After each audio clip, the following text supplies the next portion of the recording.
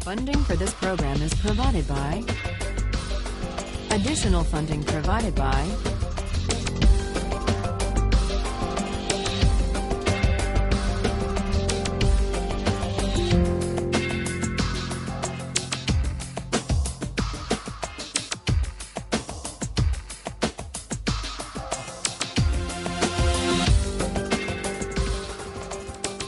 Today we turn to Kant's reply to Aristotle. Kant thinks that Aristotle just made a mistake. It's one thing, Kant says, to support a fair framework of rights within which people can pursue their own conceptions of the good life. It's something else, and something that runs the risk of coercion, to base law or principles of justice on any particular conception of the good life. You remember Aristotle says, in order to investigate the ideal constitution, we have first to figure out the best way to live. Kant would reject that idea. He says that constitutions and laws and rights should not embody or affirm or promote any particular way of life. That's at odds with freedom. For Aristotle, the whole point of law, the purpose of the polis, is to shape character, to cultivate the virtue of citizens, to inculcate civic excellence, to make possible a good way of life. That's what he tells us in the Politics. For Kant, on the other hand, the purpose of law, the point of a constitution, is not to inculcate or to promote virtue.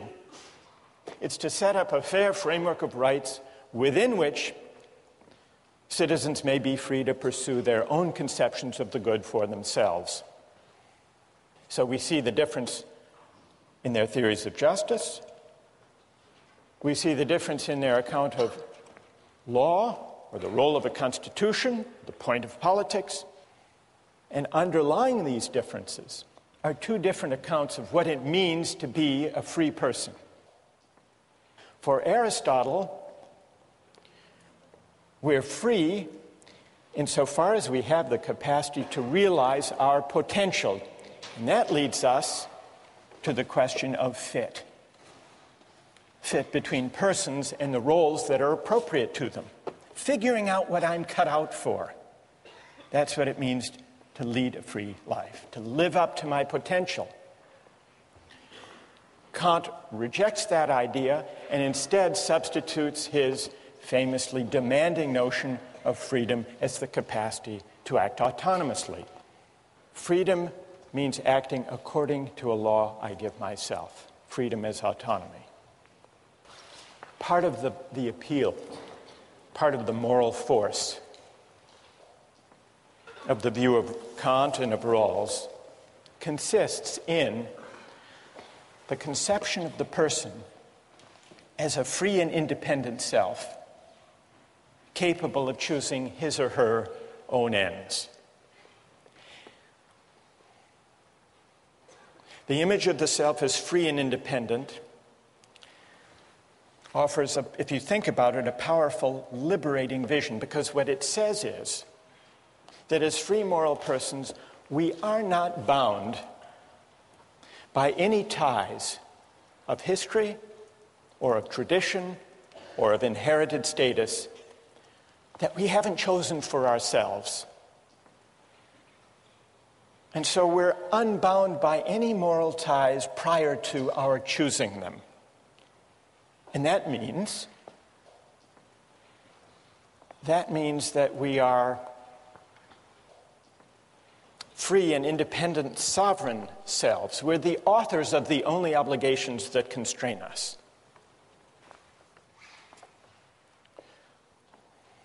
The communitarian critics of Kantian and Rawlsian liberalism acknowledge that there is something powerful and inspiring in that account of freedom, the free, independent choosing self. But they argue it misses something. It misses a whole dimension of moral life and even political life. It can't make sense of our moral experience because it can't account for certain moral and political obligations that we commonly recognize and even prize. And these include obligations of membership, loyalty, solidarity, and other moral ties that may claim us for reasons that we can't trace to an act of consent. Alistair MacIntyre gives an account, what he calls a narrative conception of the self. It's a different account of the self. Human beings are essentially storytelling creatures, MacIntyre argues. That means I can only answer the question, what am I to do, if I can answer the prior question, of what story or stories do I find myself a part? That's what he means by the narrative conception of the self. What does this have to do with the idea of community and belonging? MacIntyre says this: once you accept this narrative aspect of moral reflection, you will notice that we can never seek for the good or exercise the virtues only as individuals. We all approach our circumstance as bearers of particular social identities. I am someone's son or daughter, a citizen of this or that city. I belong to this clan, that tribe, this nation. Hence, MacIntyre argues, what is good for me has to be the good for someone who inhabits these roles. I inherit from the past of my family, my city, my tribe, my nation, a variety of debts, inheritances, expectations, and obligations. These constitute the given of my life, my moral starting point. This is, in part, what gives my life its moral particularity. That's the narrative conception of the self. And it's a conception that sees the self as claimed or encumbered, at least to some extent, by the history, the tradition, the communities of which it's a part. We can't make sense of our lives, not only as a psychological matter, but also as a moral matter in thinking what we ought to do without attending to these features about us. Now, MacIntyre recognizes that this narrative account, this picture of the encumbered self, puts his account at odds with contemporary liberalism and individualism. From the standpoint of individualism, I am what I myself choose to be. I may biologically be my father's son, but I can't be held responsible for what he did unless I choose to assume such responsibility. I can't be held responsible for what my country does or has done unless I choose to assume such responsibility. But MacIntyre says this reflects a certain kind of moral shallowness, even blindness. It's a blindness at odds with the full measure of responsibility, which sometimes, he says, involves collective responsibility, or responsibilities that may flow from historic memories. And he gives some examples. Such individualism is expressed by those contemporary Americans who deny any responsibility for the effects of slavery upon black Americans, saying, I never owned any slaves. Or the young German who believes that having been born after 1945 means that what Nazis did to Jews has no moral relevance to his relationship to his Jewish contemporaries. MacIntyre says all of these attitudes of historical amnesia amount to a kind of moral abdication. Once you see that who we are and what it means to sort out our obligations can't be separated, shouldn't be separated from the life histories that define us. The contrast, he says, with the narrative account is clear. For the story of my life is always embedded in the story of those communities from which I derive my identity. I am born with a past, and to try to cut myself off from that past is to deform my present relationships. So there you have, in MacIntyre, a strong statement of the idea that the self can't be detached, shouldn't be detached from its particular ties of membership, history, story, narrative. Now, I want to get your reactions to the communitarian critique of the individualist or the voluntarist, the unencumbered self. But let's make it concrete so that you can react to more than just the theory of it by looking at the two different accounts of moral and political obligation that arise, depending on which of these conceptions of the person one accepts. On the liberal conception, moral and political obligations arise in one of two ways. There are natural duties that we owe human beings as such, duties of respect for persons qua persons. These obligations are universal. Then, as Rawls points out, there are also voluntary obligations, obligations that we owe to particular others insofar as we have agreed, whether through a promise or a deal or a contract. Now, the issue between the liberal and communitarian accounts of the self, is there another category of obligation or not? The communitarian says there is.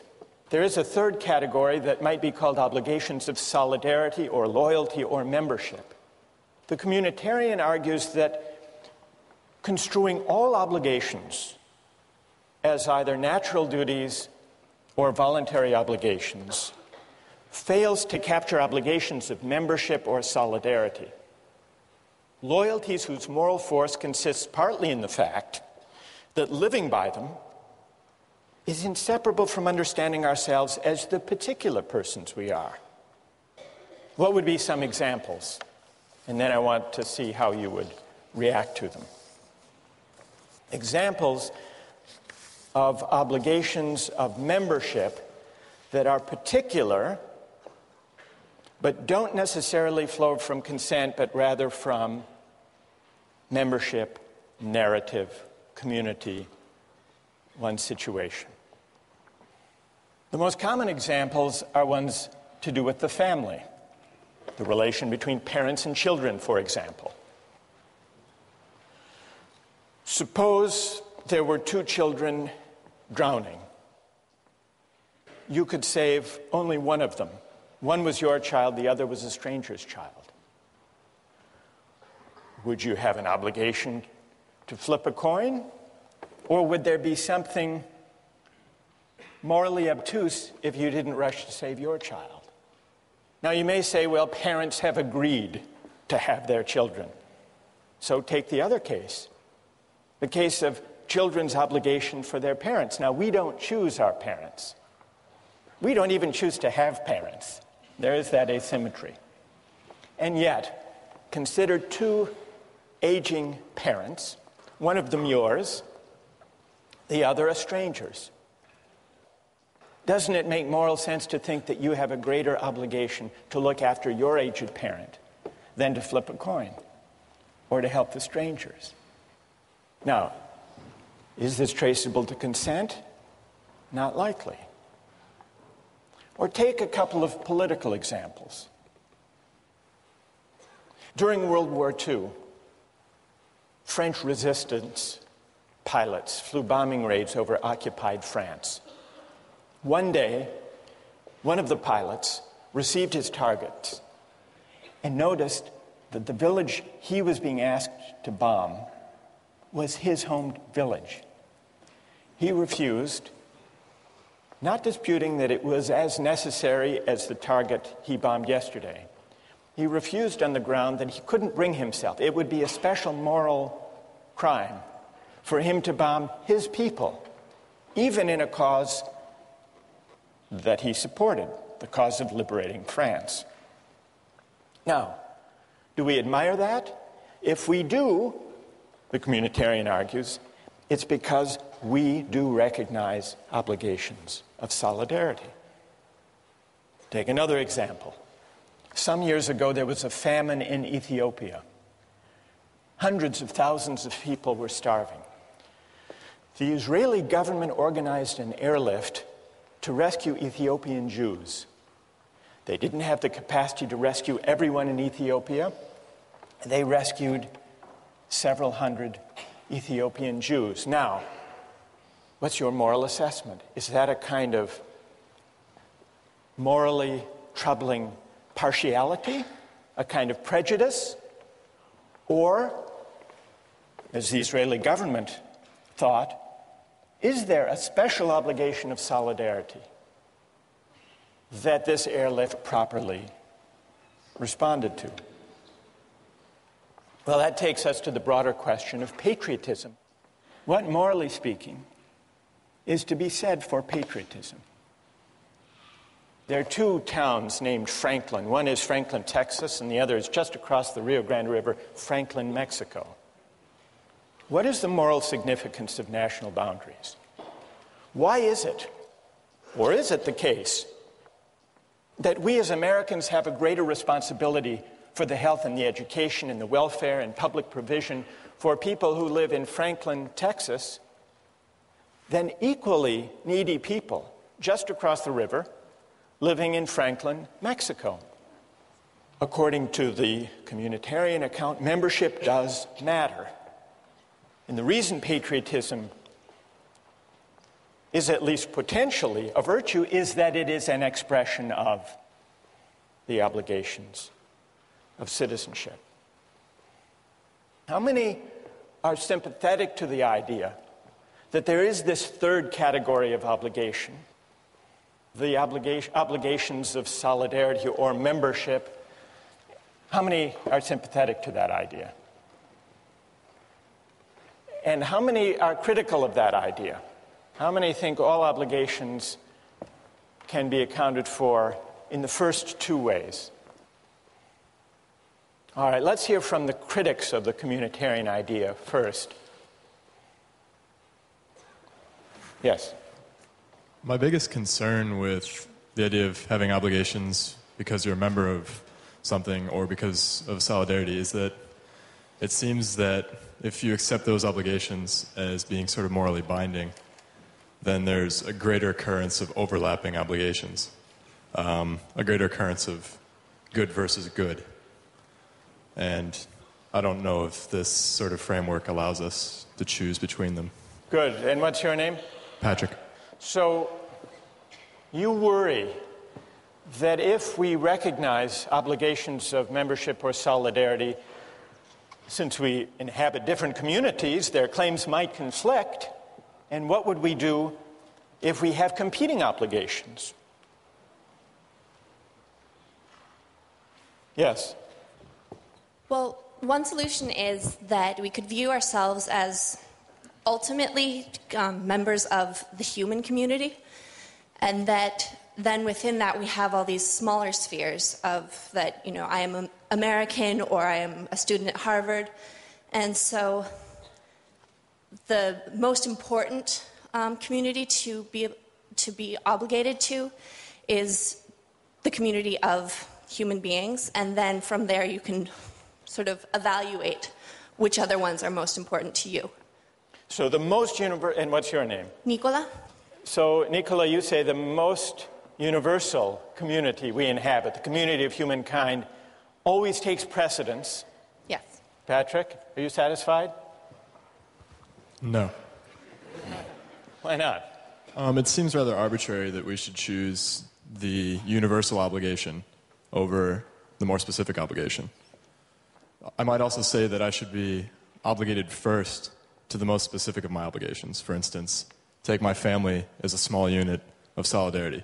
Perhaps I should be first obligated to that unit, and then perhaps to the unit of my town, and then my country, and then the human race. Good, thank you.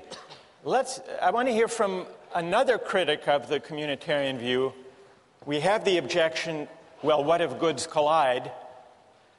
Who objects to the whole idea of it? Who sees patriotism as just a kind of prejudice that ideally we should overcome?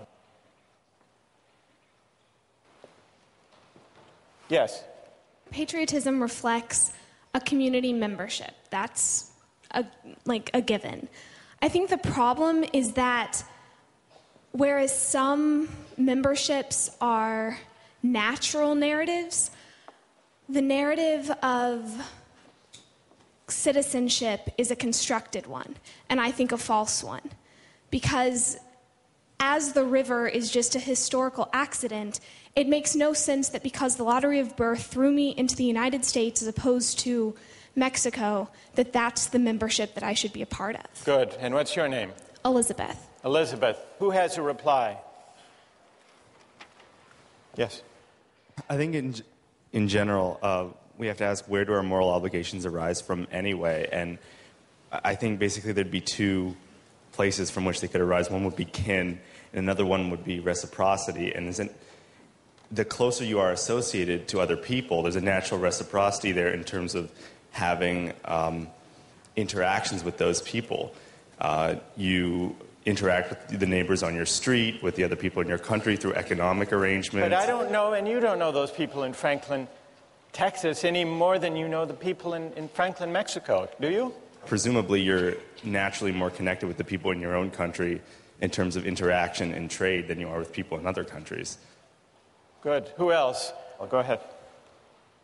Yeah, I think that a lot of the basis for patriotism can be compared to like school spirit or even house spirit that we see here, where freshmen are sorted into houses and then within a day they have developed some sort of attachment or pride associated with that house. And so I think that we can probably draw a distinction between a moral obligation for communitarian beliefs and sort of just a sentimental, emotional attachment. Good. Wait, stay there. What's your name?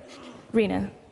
What about, go back to my example about the obligation of the child to the parent. Would you say the same thing there? It's just may or may not be a sentimental tie, but it has no moral weight? Well, I mean, I'm not entirely certain that accident in the initial stage is something that will preclude like moral obligations later. So, you know, just because we were randomly sorted into a house or just because we don't choose who our parents are or what country we're born into doesn't necessarily mean that we won't like develop an obligation based on some type of benefit, I guess, which is sort of shaky. So your obligation to your aged parent that's greater than to aged parents around the world is only because and insofar as you're repaying a benefit that your parent gave you when you were growing up? Yeah, I mean, I would say that if we look at cases of adoption where, you know, you have a biological parent somewhere else that you don't interact with, and then you have a parent, you know, who adopted you, most people would say that if you had to pick between them in the case of, you know, aging parents, that your obligation would lie more with the person who raised you and who had exchanges with you meaningfully. May I ask you one more question about the parent? Sure. Do you think that a person with a bad parent owes them less? I don't know, because I've never had a bad parent.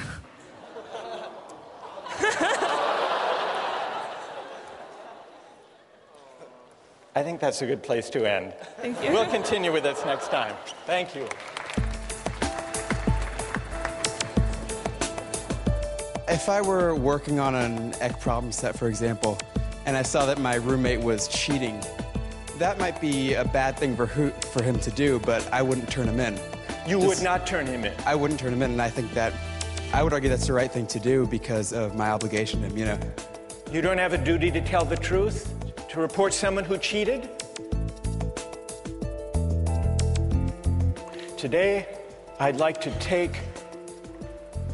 consider the strongest objections to the idea that there are obligations of solidarity or membership. Then I want to see if those objections can be met successfully. One objection emerged in the discussion last time. Patrick said, well, if obligations flow from community membership and identity, we inhabit multiple communities, doesn't that mean that our obligations will sometimes conflict? So that's one possible objection. And then Rena said, these examples meant to bring out the moral force of solidarity and membership.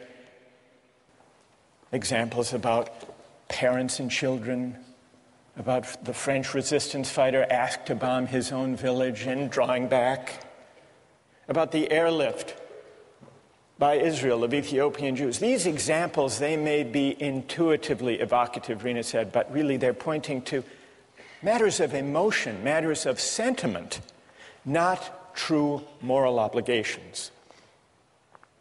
And then there were a number of objections, not necessarily to patriotism as such, but to patriotism understood as an obligation of solidarity and membership beyond consent. This objection allowed that there can be obligations to the communities we inhabit, including obligations of patriotism, but this objection argued that all of the obligations of patriotism or of community or membership are actually based on liberal ideas and perfectly compatible with them. Consent, either implicit or explicit, or reciprocity. Julia Rothau, for example, on the website, said that liberalism can endorse patriotism as a voluntary moral obligation. Patriotism and familial love both fall under this category. Because after all, Julia points out, the Kantian framework allows people free rein to choose to express virtues such as these if they want to.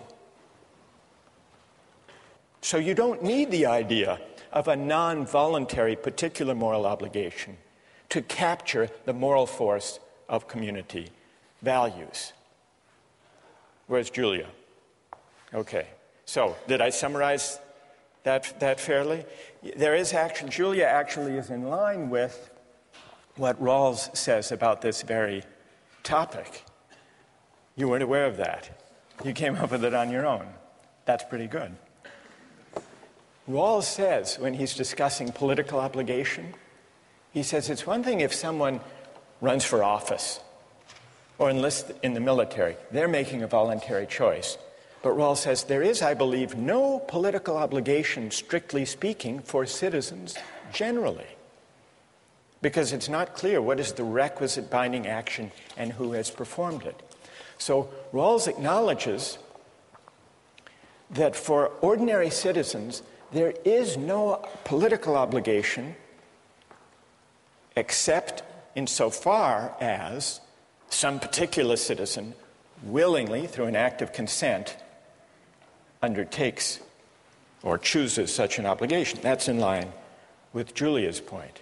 It's related to another objection that people have raised, which is it's perfectly possible to recognize particular obligations to one's family or to one's country, provided honoring those obligations doesn't require you to violate any of the natural duties or requirements of universal respect for persons, qua persons. So that's consistent with the idea that we can choose, if we want to express a loyalty to our country or to our people or to our family, provided we don't do any injustice within the framework, acknowledging the priority, that is, of the universal duties. The one objection that I didn't mention is the view of those who say that obligations of membership really are a kind of collective selfishness. Why should we honor them? Isn't it just a kind of prejudice? So what I'd like to do, perhaps if those of you who have agreed, who wrote and who have agreed to press these objections, perhaps if you could gather down all together, we'll form a team as we did once before, and we'll see if you can respond to those who want to defend patriotism conceived as a communal obligation. Now, there were a number of people who argued in defense of patriotism as the communitarian view conceives it. So let me go down now and join the critics of communitarianism, if there's a microphone that we could use somewhere. Okay, thanks, Kate. Who, as the critics of patriotism, communal patriotism, gather their forces here? Patrick, if you want to, you can join as well, or Rena. Others who have spoken or addressed this question are free to join in.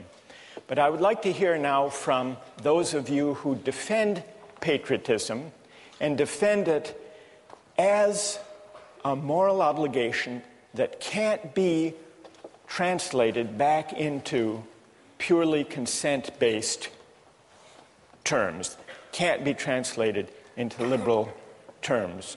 Where's A.J. Kumar? A.J., everybody seems to know you. All right, let's hear from A.J.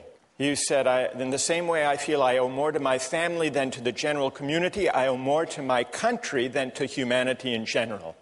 Because my country holds a great stake in my identity, it is not prejudice for me to love my country unless it is prejudice for me to love my parents more than somebody else's. So, AJ, what would you say to this group? Stand up. I think that there's some fundamental moral obligation that comes from a communitarian responsibility to people and groups that form your identity. I mean, even, I'll give the example that, there are a lot of things about our government right now that I'm not in favor of, but part of my identity is that America values a free society where we can object to certain things, and I think that's an expression of patriotism as well. And, I go back to the parent example, or even at Harvard, I think, I owe more to my roommates because they make up my identity than I do to the Harvard community as a whole, and I think that applies to our country because there are certain things that growing up here, yes, we can't choose it, we can't choose our parents, things like that, but it makes up part of our identity. Okay, who would like to take that on? Ike? Yeah, about the obligation to others simply by virtue of being in being influenced by them. I'm a German citizen, and if I had been born 80 years earlier, then I would have been a citizen of Nazi Germany. And for some reason, I just don't think that I would have to feel obligated towards Germany because I had benefited from actions of Nazis. I mean, I guess my response to that would be you have hundreds of thousands of protesters in the United States right now who hold up signs that say peace is patriotic. And I'm sure there are people in this room who don't agree with that. I personally do. And I would say that they're strongly objecting to basically everything the Bush administration is doing right now, but they still consider themselves loving their country because they're furthering the cause of what they see as best for the country. And I tend to agree with that as a patriotic movement. Well, but how's that then? How do you still favor your country? How's that still patriotic? I mean, isn't that more a sentimental attachment? Where's the obligation there? Rena? Yeah, not to bring this back to John Locke, but I'd like to bring this back to John Locke. So, I mean, in his conception of when people join society, there's still some outlet. Like if you're not satisfied with your society, you do have a means of exit. Even though we had a lot of concerns about how you're born in and it's not very feasible, he still provides that option. If we want to say that your obligation to society is a moral one, that means that prior to knowing exactly what that society is going to be like or what your position is going to be in that society, that means that you have a binding obligation to like a completely unknown body that could be, completely foreign to all of your personal beliefs or, what you would hold to be Do you correct. think that kind of communal obligation or patriotism means writing the community a blank moral check? Basically, yeah. Like, I think that we can, I think it's reasonable to say that as you grow and as you develop within that community, that you acquire some type of obligation based on reciprocity. But to say that you have a moral obligation, I think, requires a stronger justification. Good. Who else? Anyone else like to address that? I guess we could say that you could argue that you're morally obliged to society by the fact that there is this reciprocity. I think it's the idea that, we participate in society, we pay our taxes, we vote. This is why we could say that we owe something to society. But beyond that, I don't think there's anything inherent in the fact that we are members of the society itself that we owe it anything. I think it's insofar as the society gives us something, gives us protection, safety, security, then we owe the society something, but nothing beyond what we give the society. Who wants to take that on? Rahul? I don't think we give the community a blank moral check in that sense. I think we only give it a blank moral check when we abdicate our sense of civic responsibility and when we say that the debate doesn't matter because patriotism is a vice. I think that patriotism is important because it gives us a sense of community, a sense of common civic virtue that we can engage in the issues. Even if you don't agree with the way the government is acting, you can still love your country and hate the way it's acting. And I think because out of that love of country, you can debate with other people and have respect for their views, but still engage in the debate. If you just say that, patriotism is a vice, you drop out of that debate and you cede the ground to people who are more fundamentalist, who have a stronger view, and who may coerce the community. Instead, we should engage the other members of the community on that same moral ground. Well, now what we hear from AJ and Rahul is a very pluralistic, argumentative, critically minded patriotism, whereas what we hear from Ike and the critics of patriotism here is the worry that to take patriotic obligation in a communal way, seriously, involves a kind of loyalty that doesn't let us just pick and choose among the beliefs or actions or practices of our country. What's left of loyalty if all we're talking about,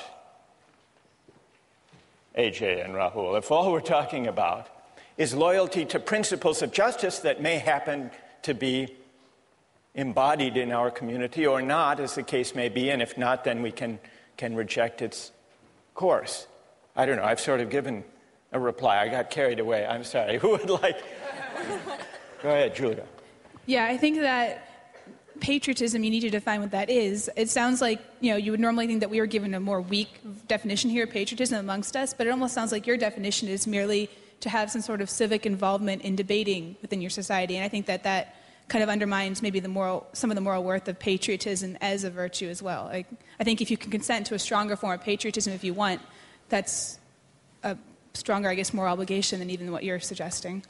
What we really need to sharpen the issue is an example from the defenders of communitarianism of a case where loyalty can actually compete with and possibly outweigh universal principles of justice.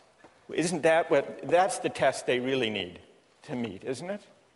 All right, so that's the test you need to meet, or any among you who would like to defend obligations of membership or solidarity independent of ones that happen to embody just principles. Who has an example of a kind of loyalty that can and should compete with universal moral claims, respect for persons? Go ahead. If I were working on an EC problem set, for example, and I saw that my roommate was cheating, that might be a bad thing for him to do, but I wouldn't turn him in. You would not turn him in? I wouldn't turn him in, and I think that I would argue that's the right thing to do because of my obligation to him. It may be wrong, but that's what I would do, and I think that's what most people would do as well. All right, now there's a fair test. He's not slipping out by saying he's invoking in the name of community some universal principles of justice. What's your name? Stay there. What's your name? It's Dan. Dan? So what do people think about Dan's case? That's a harder case for the ethic of loyalty, isn't it?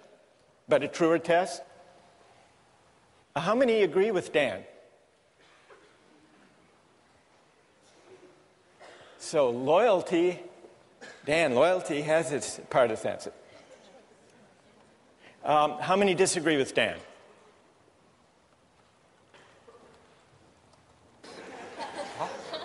Peggy.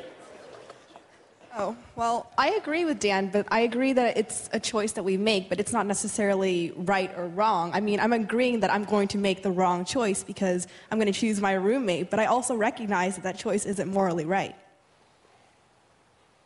So you're still translating even Dan's loyalty. You're saying, well, that's a matter of choice. But what's the right thing to do? Most people put up their hands saying, Dan would be right to stand by his roommate and not turn him in.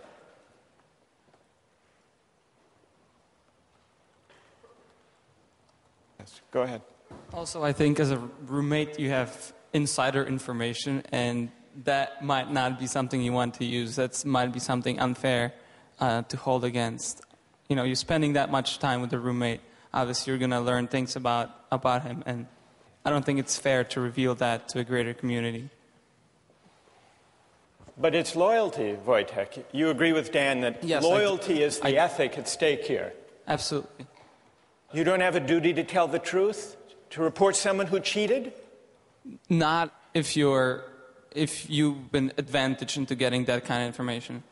Before our critics of patriotism leave, I want to give you another version, a more public example of what I guess we should call it Dan's dilemma. Dan's dilemma of loyalty. And I want to get the reaction of people to this. This came up a few years ago in Massachusetts. Does anyone know who this man is? Billy Bulger, that's right. Who is Billy Bulger? He was president of the Massachusetts State Senate for many years, one of the most powerful politicians in Massachusetts. And then he became president of the University of Massachusetts. Now, Billy Bulger, did you hear the story about him that bears on Dan's dilemma? Billy Bulger has a brother named Whitey Bulger. And this is Whitey Bulger. His brother Whitey is on the FBI's most wanted list, alleged to be a notorious gang leader in Boston, responsible for many murders, and now a fugitive from justice.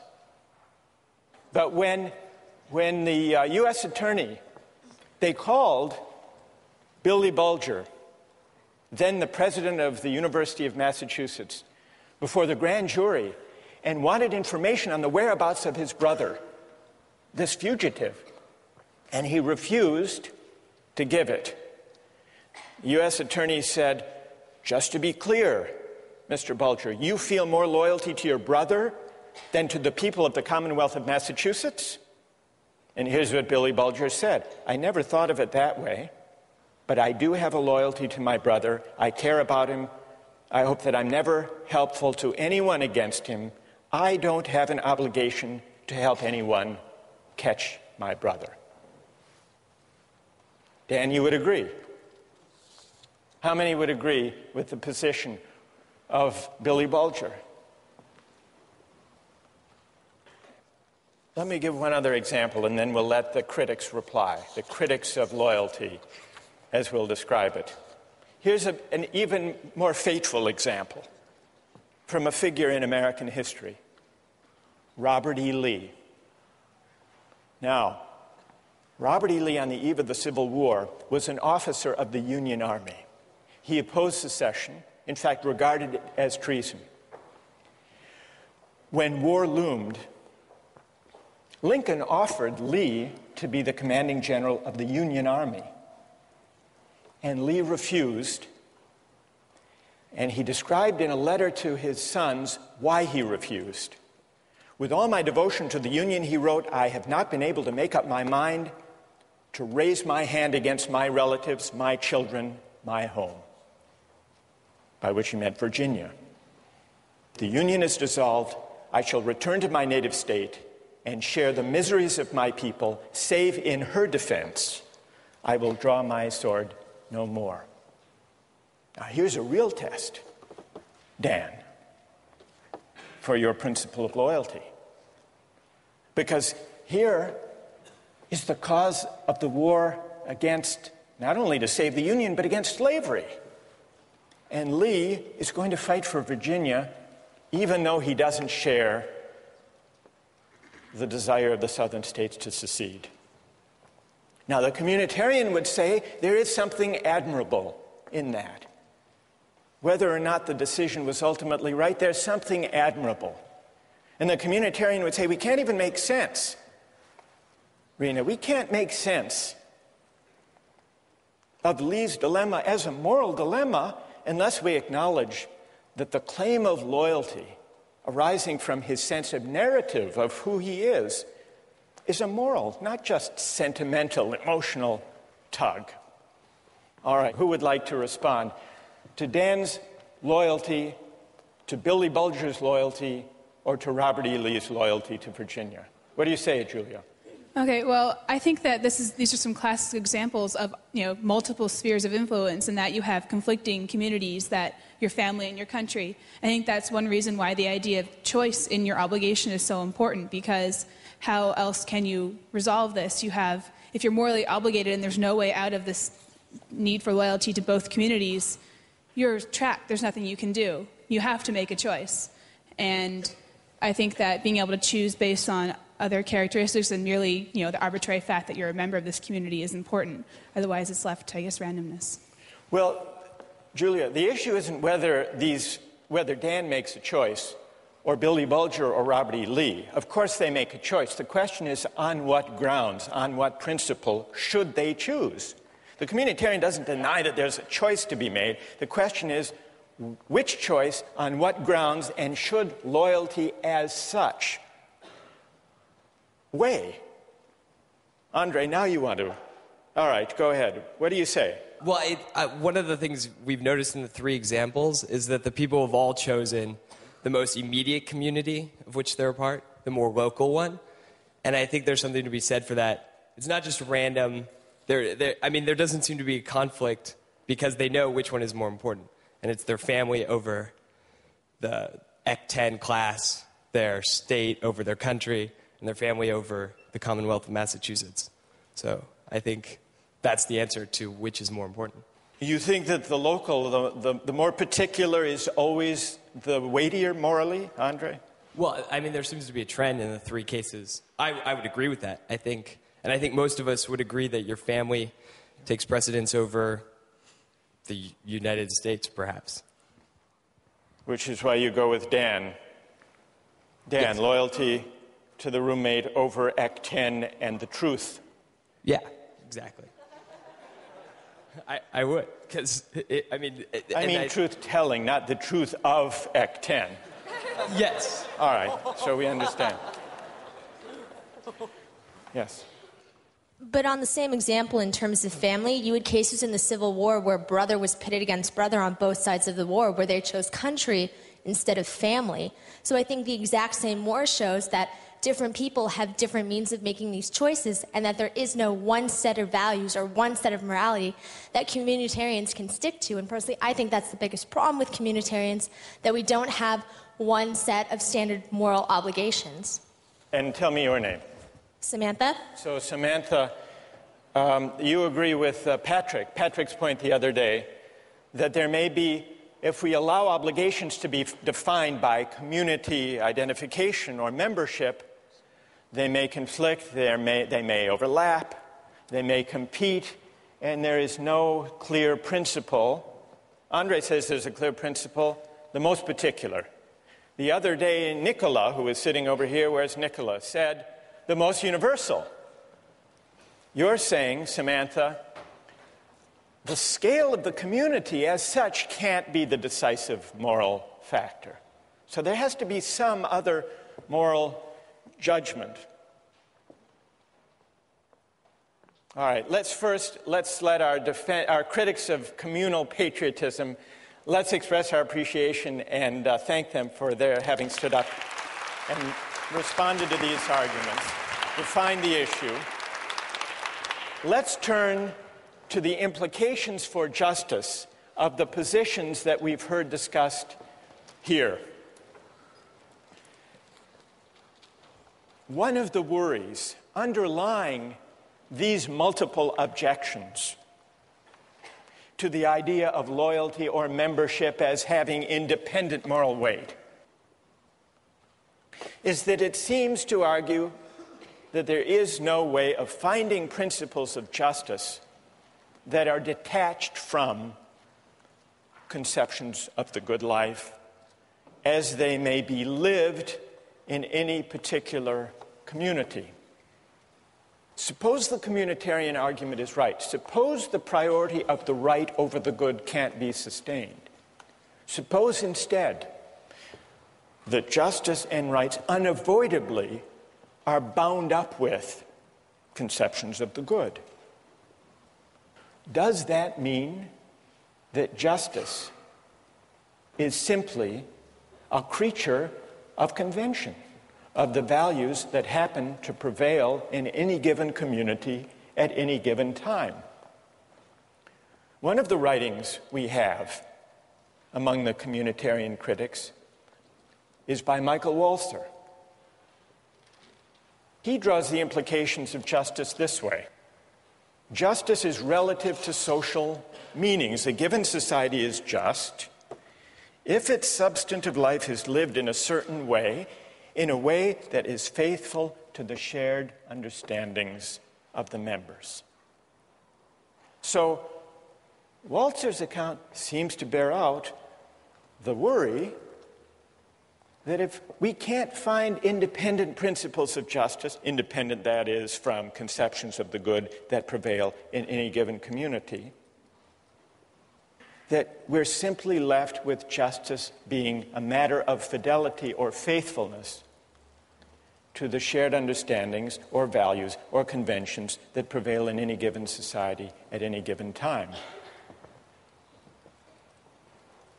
But is that an adequate way of thinking about justice?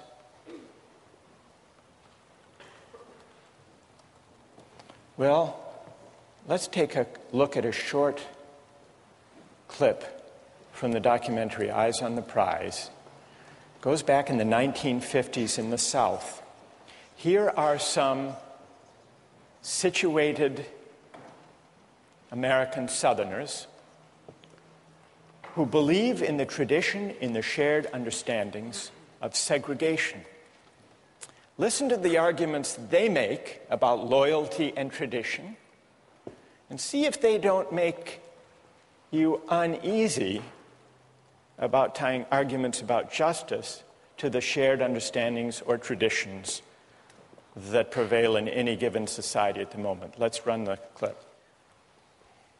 This land is composed of two different cultures, a white culture and a colored culture, and I've lived close to them all my life.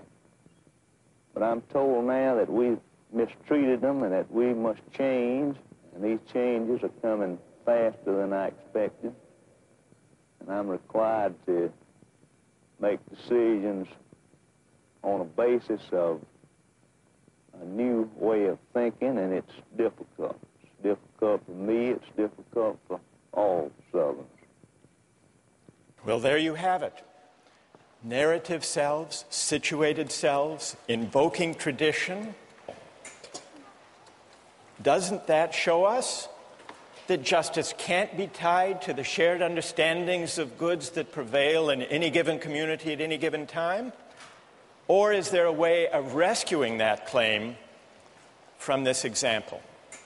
Think about that question, and we'll return to it next time.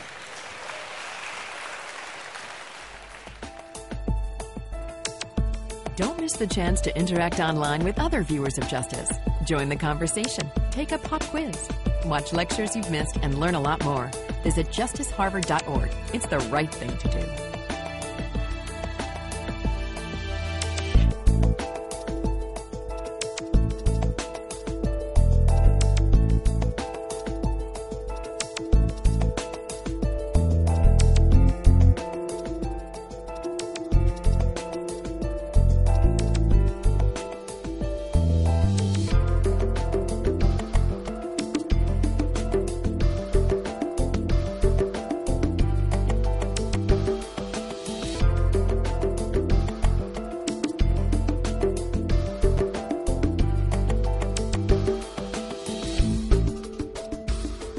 Funding for this program is provided by... Additional funding provided by